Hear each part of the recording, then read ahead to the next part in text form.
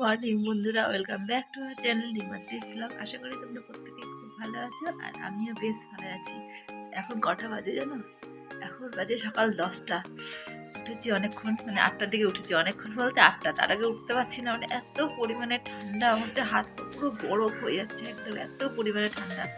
তো যাই হোক, কোনো রকমে উঠলাম, উঠে এই যে কাজকর্ম সারলাম, এখন আসলাম বিছানাটা গুছাতে। রান্না বান্নার দিকে এখনো যেতেই পারিনি। তাহলে দেখো ছেলের কান্নাকাটি শুরু হয়ে গেল। ছেলে মেয়েরা উঠলে পরে ওদের মারপিট শুরু হয়ে যায়। কি যে করি, মানে কি সমস্যা তোমাদের কি বলবো। ছেলেটা উঠে ঘুরে ঘুরে বেড়াচ্ছে, যে এখন মেয়ে উঠলে মেয়ের সঙ্গে শুরু হয়ে গেল মারপিট। এই হচ্ছে ব্যাপার। আর এত পরিমাণে ঠান্ডা, তোমাদের দ্বারাও দেখাচ্ছি জানলাটা খুলে বাইরের কি পরিস্থিতি।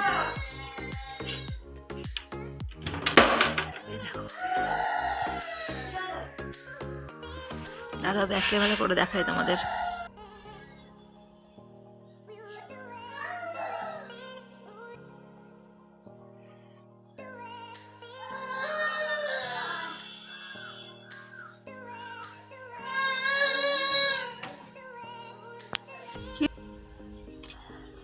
তো বাইরে তোমাদের দেখালাম, বাইরে এত পরিমাণে কুয়াশা আর এত পরিমাণে ঠান্ডা যে তোমাদের কি বলি আর কি।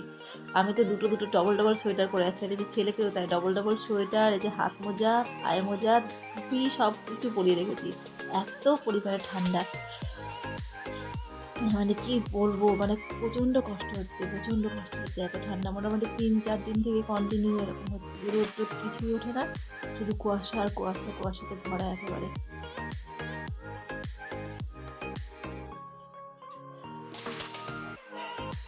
এই যে কান্নাকাটিটা এখন বন্ধ হলো, দুই ভাই বোনে মারপিট করে একটুখানি কান্নাকাটি হলো, তারপরে যে কোলে নিয়ে কান্নাকাটিটা বন্ধ হলো এখন। গুড মর্নিং বলে দাও সবাইকে, গুড মর্নিং বলে দাও।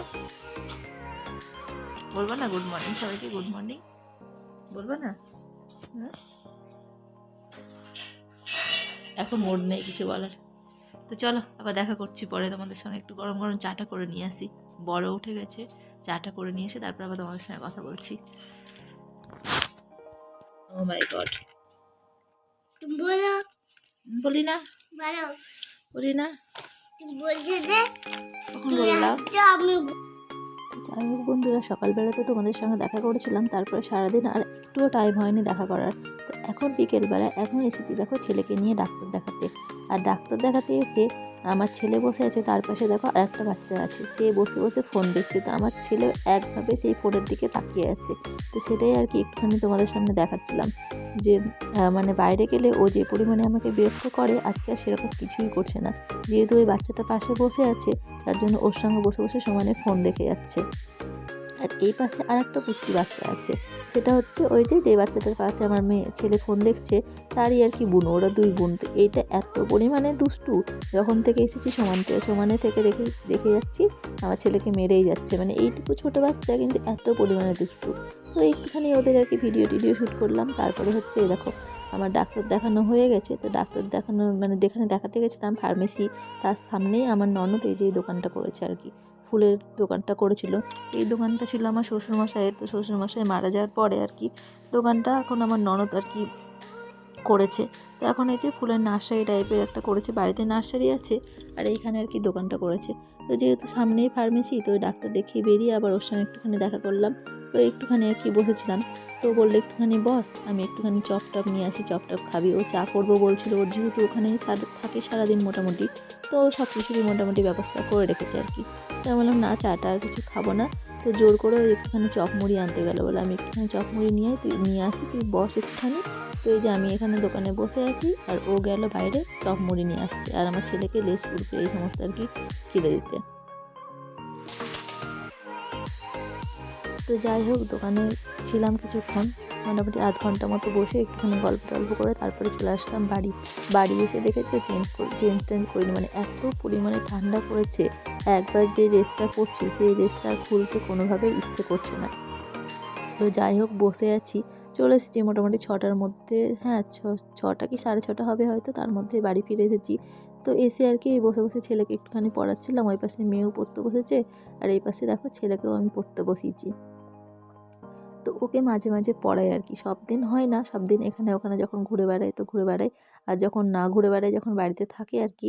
আর এখন যেহেতু বেশ ঠান্ডা, তো এখন সন্ধ্যাবেলাটা আর বাড়ি থেকে বেরোতে দিচ্ছি না, মানে সন্ধ্যাবেলায় একটু আমরা সবাই মিলে ঘরের মধ্যে থাকারই চেষ্টা করি, যার জন্য আর কি ওকেও ঘরের মধ্যে রাখছি, তাই একটুখানি পড়তে বসিয়েছি আর কি। তো দেখো ওকে একটু পড়ানো হলো, তারপর মেয়ের পাশে পড়ছে আর আমি চলে আসলাম একটুখানি ঘি করতে।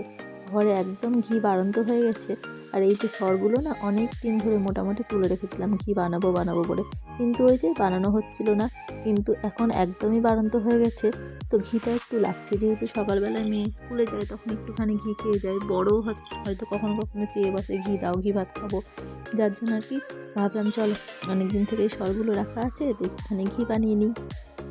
আর আমি এই ফার্স্ট টাইম ট্রাই করছি, এর আগে কখনো আমি ঘি বানাইনি, তো এই ফার্স্ট টাইম ট্রাই করছি, সেটাও সবাইকে জিজ্ঞেস করে করে নিয়ে তারপরে করলাম। তো বেশ ভালোই হয়েছে, মানে আমি তো ঘি খাই না, কিন্তু ঘিয়ের সেন্টটা দেখলাম বেশ ভালোই এসেছে। আর মানে দেখালাম, ও যে বৌদি আছে ও এসেছিলো পরের দিন, তোকেও দেখালাম, তো ও বললো যে হ্যাঁ বেশ ভালোই তো সেন্ট বেরিয়েছে, তার মানে ভালোই হয়েছে হবে। তো আমি সত্যি কথা বলতে ঘি খাই না, তারপর আমি মেয়েকে খাওয়ালাম, মেয়ে বললে হ্যাঁ মা ভালোই হয়েছে। তো ফার্স্ট টাইম ট্রাই করলাম আর কি। তো যাই হোক, ওই করতে করতেই সব কিছু জিনিস হবে, সব কিছুরই তো প্রথম আছে, তো আজকে আমিও প্রথম করলাম, তো ওই করতে করতেই আর কি হবে, তো এই হচ্ছে ব্যাপার। তো এরকম করে মাঝে মাঝে আর কি বানানো যাবে এখন, বেশ ভালোই হবে, দোকানে কেনার থেকে মাঝে মাঝে এরকম করে ঘরে বানিয়ে নেব। আর দুধ তো নেওয়াই হয়, শর্ট তুলে রাখলেই তারপরে ব্যাস এরকমভাবে করা হয়। আর করতেও যে খুব টাইম লাগে সেটাও না, খুব তাড়াতাড়ি আমার হয়ে গেল। তো বেশ ভালোই লাগলো, ভালো এক্সপিরিয়েন্স হলো একটা। তো এই হচ্ছে ব্যাপার, সারাদিন কীভাবে যে চলে যায় বলার না, সারাটা দিন এই কাজকর্ম মধ্যে দিয়ে চলে যায়। মানে এত ঠান্ডা পড়েছে তবুও কিন্তু কাজ বন্ধ রাখতে পারছি না, সেই কাজ আমাকে করে যেতে হচ্ছে, কী করবো বলো, দুটো ছেলে মেয়ে তারপরে বর, সমস্ত কিছু দায়িত্ব কিন্তু আমার উপরে, সুতরাং আমাকে তো করে যেতেই হবে। আমি অসুস্থ হলে কি আমি চুপচাপ বসে থাকলে তো চলবে না, আমার সংসারটা অকেজো হয়ে যাবে, তার জন্য আর কি করে যেতে হয়। কিন্তু বাইরে পড়েছে প্রচণ্ড প্রচণ্ড প্রচণ্ড পরিমাণে ঠান্ডা, আজকে কয়েকটা দিন ধরে একটুও রোদ্রের দেখা নেই, মোটামুটি আজকে 4 দিন কি 5 দিন মনে হয় হয়ে গেল রোদ্রের দেখা নেই। এত জামা কাপড় কাচছি, সেই জামা কাপড়গুলোও শুকোচ্ছে না, মানে একটু রোদ নেই, যার জন্য সবসময় স্যাঁতস্যাঁত স্যাঁতস্যাঁত স্যাঁতস্যাঁত করছে, আর যার জন্য প্রচণ্ড পরিমাণে ঠান্ডা। তো কী করি বলো, ভগবানের উপর তো আমাদের কিছু করার নেই, উনি এখন জানেন না কবে সব ঠিকঠাক করবেন, কবে ওয়েদার ঠিকঠাক করবেন, আমাদেরকে সেই অপেক্ষায় বসে থাকতে হবে আর কি, আর কিচ্ছু করার নেই আমাদের। এই দেখো বকবক করতে করতে আমার ঘিয়ের প্রিপারেশনটা অনেকটাই হয়ে গেছে, আর কিছুক্ষণ ফুটলে মোটামুটি আমার ঘিটা একদম রেডি হয়ে যাবে। এরপরে রাত্রে রান্নাবান্না করব, এখন আগে ঘিটা বানিয়ে নিচ্ছি, তো এরপরে হচ্ছে রাত্রে রান্নাবান্না হবে আর কি। আর এই দেখো ঘি প্রায় বেরোতেই শুরু করেছে, দেখতে পাচ্ছ, মোটামুটি অনেকটাই বেরিয়ে গেছে, আর কিছুটা হলেই আমার ঘিটা একদম পুরো কমপ্লিট হয়ে যাবে।